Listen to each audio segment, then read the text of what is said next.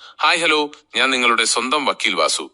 സ്കൂളിൽ അധ്യാപകർ കുട്ടികളെ ശിക്ഷിക്കുന്നത് ക്രിമിനൽ കുറ്റമാണോ?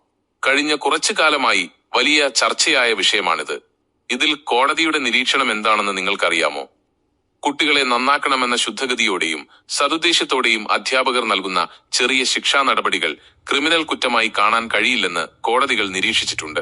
കുട്ടിയെ ഉപദ്രവിക്കണമെന്നോ മുറിവേൽപ്പിക്കണമെന്നോ ഉള്ള ദുരുദ്ദേശ്യം, ക്രിമിനൽ ഇന്റന്റ് ഇല്ലാത്തിടത്തോളം കാലം ഇത്തരം നടപടികൾ BNS സെക്ഷൻ 35 പരിരക്ഷയിൽ വന്നേക്കാം.